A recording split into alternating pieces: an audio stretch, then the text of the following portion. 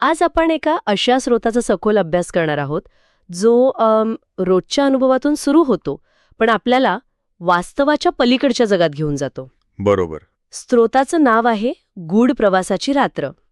आणि ही फक्त एक कथा नाहीये, तर ती आपल्याला तर्क आणि अंतर्ज्ञान यांच्यातल्या संघर्षावर विचार करायला लावते. हो. आजच्या चर्चेत आपण फक्त घटनाक्रम नाही पाहणार, तर लेखक कोणत्या युक्त्या वापरतो ही गूढता निर्माण करण्यासाठी आणि त्यातून कोणते मोठे प्रश्न उभे राहतात याचा आपण शोध घेऊया. हो.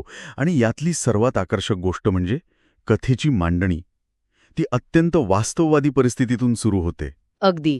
एक सामान्य बस प्रवास, एक IT प्रोफेशनल तरुणी, कामाचा ताण, म्हणजे या सगळ्या गोष्टी इतक्या ओळखीच्या आहेत की आपण लगेच कथेशी जोडले जातो. बरोबर.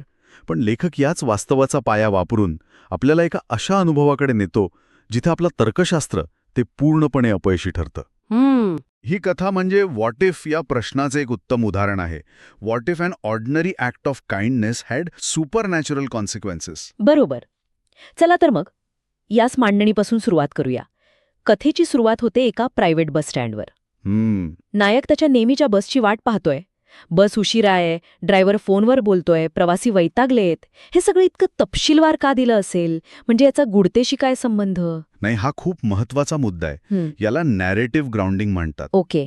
लेखक मुद्दामून हे अतिशय सामान्य आणि खरं तर कंटाळवाणे तपशील देतो, जेणेकरून आपल्याला ते कथेचं जग खरं वाटू लागतं. आपण स्वतःला तिथे पाहू लागतो. अच्छा. ड्रायव्हर कंडक्टर ओळखीचे असणं, बस नेहमीची असणं, हे सगळं आपल्याला एका सुरक्षित आणि ओळखीच्या वातावरणात आणतं. आणि मग जेव्हा या ओळखीच्या वातावरणात काहीतरी विचित्र घडतं तेव्हा त्याचा धक्का खूप मोठा असतो. अगदी. म्हणजे ही सगळी तयारी आहे पुढच्या धक्क्यासाठी. आणि मग त्यात तरुणीचा प्रवेश होतो. बनवतो म्हणजे सहज जोडता येईल असं पात्र. जर सुरुवातीलाच एखादी गूढ दिसणारी व्यक्ती आली असती तर आपल्याला आधीच कल्पना आली असती की काहीतरी विचित्र घडणार आहे. बरोबर. आपण तयार राहिलो असतो. हो. पण इथे तसं नाहीये. ती तुमच्या माझ्यासारखीच एक सहप्रवासी आहे आणि त्यामुळेच जेव्हा ती नायिकाकडे एक छोटीशी मदत मागते तेव्हा ते अगदी सहज वाटतं. ती त्याला विचारते, एक्सक्यूज मी, मला खाली बसून काम करायचं आहे, तुम्ही वर बसाल का? आणि तो लगेच हो म्हणतो. हो, कसलाही विचार न करता.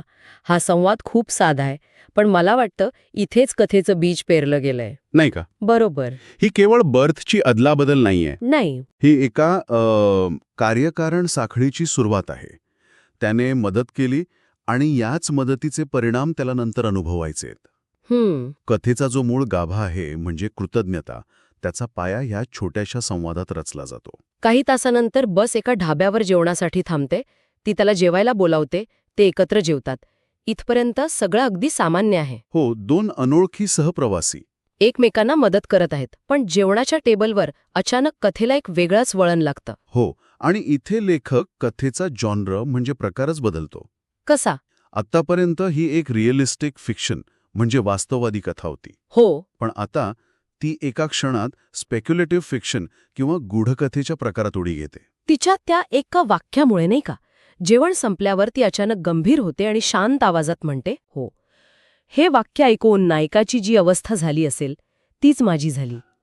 म्हणजे काय, कुठलाही संदर्भ नाही, काही नाही, आणि थेट एवढी मोठी सूचना. आणि तिच्या बोलण्यातून एक अधिकारवाणीचा सूर नाहीये. नाही. एक कळकळ आहे, एक भीती आहे. ती कारण सांगायला तयार नाहीये. ती फक्त म्हणते, कृपया विचारू नका, फक्त माझं ऐका. आणि इथेच नायकासमोर एक मोठा मानसिक संघर्ष उभा राहतो. बरोबर. एका बाजूला आहे तर्कशास्त्र, जे सांगते की ही एक अनोळखी मुलगी आहे, तिच्या बोलण्याला काहीही आधार नाही. आणि दुसऱ्या बाजूला आहे तिचा आवाज, तिच्या आवाजातली तीव्रता, तिची देहबोली, जी त्याला विश्वास ठेवायला भाग पाडते. अगदी. तर्क विरुद्ध अंतर्ज्ञान, लॉजिक वर्सेस इंट्युशन. तो तिच्यावर विश्वास का ठेवणार? पण तरीही तो ठेवतो. तो बसमधून उतरण्याचा निर्णय घेतो. हो. ड्रायव्हर त्याला ओळखत असूनही विचारतो, अहो साहेब, कुठे चाललात? पण तो काहीही न बोलता बाजूला उभा राहतो आणि बसला जाताना पाहतो. मला वाटतं हा निर्णय घेणं त्याच्यासाठी खूप अवघड गेला असेल. नक्कीच.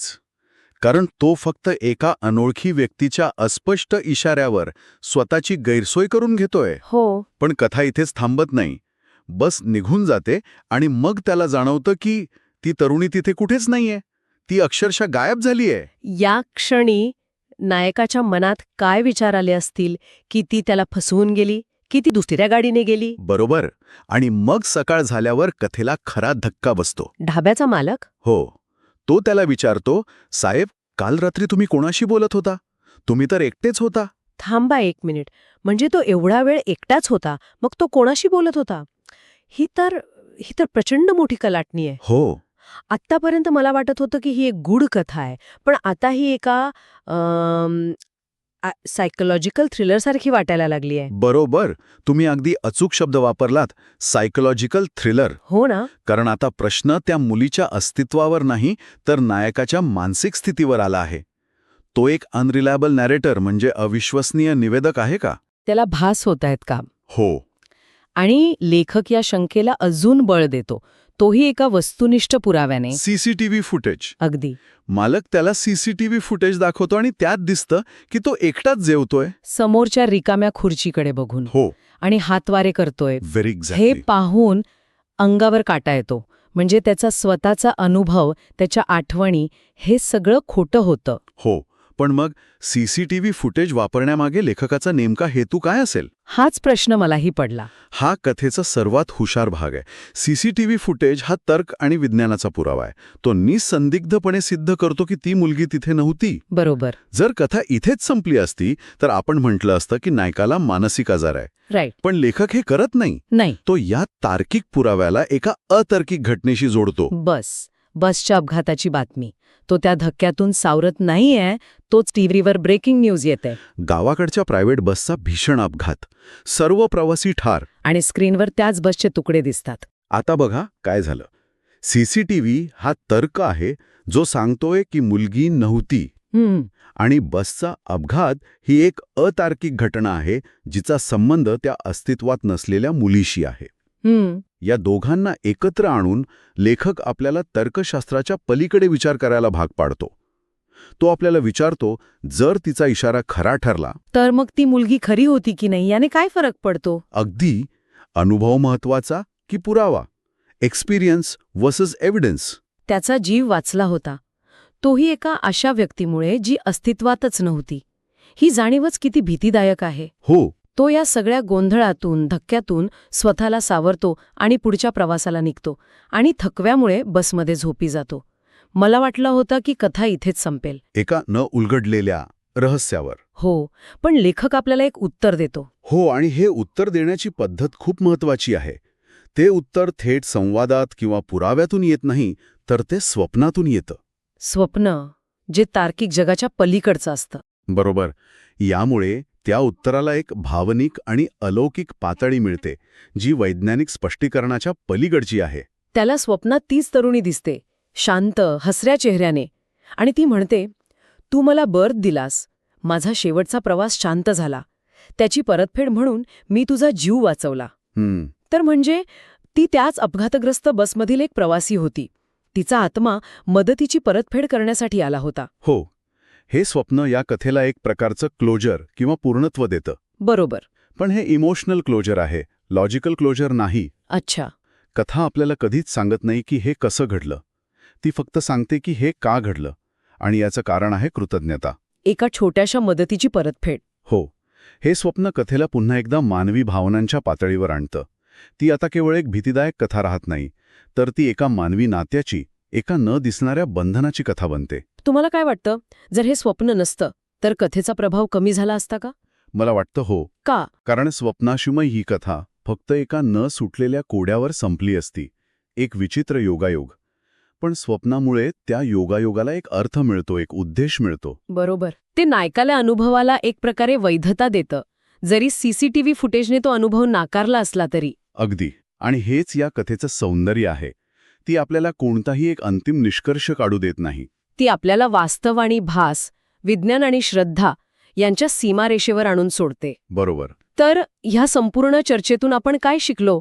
आपण पाहिलं की गूढ प्रवासाची रात्र ही कथा केवळ एका भूताची गोष्ट नाही. नाही. लेखकाने वास्तववादी मांडणी करून आपल्याला कथेशी कसं जोडलं मग अचानक जॉनर शिफ्ट करून गूढता कशी वाढवली? आणि शेवटी सीसीटीव्ही फुटेजसारखा तार्किक पुरावा आणि बसचा अपघात यांसारखी अतार्किक घटना एकत्र आणून आपल्याला तर्कशास्त्राच्या पलीकडे कसा विचार करायला लावला हे आपण पाहिलं. हो.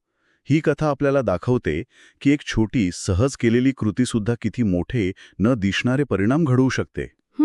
ती आपल्याला श्रद्धा आणि अंतर्ज्ञानाच्या शक्तीवर विचार करायला लावते. ती सांगते की कधीकधी जे डोळ्यांना दिसतं किंवा पुराव्याने सिद्ध होतं त्यापेक्षाही आपला अनुभव जास्त खरा असू शकतो. आणि हे सगळं एका साध्या बस प्रवासाच्या अनुभवातून मांडलंय हे खूपच प्रभावी आहे. हो, ही कथा एका केलेल्या मदतीवर आणि त्याच्या परतफेडीवर अवलंबून आहे. यातूनच माझ्या मनात एक शेवटचा विचार येतो जो श्रोत्यांनीही करावा.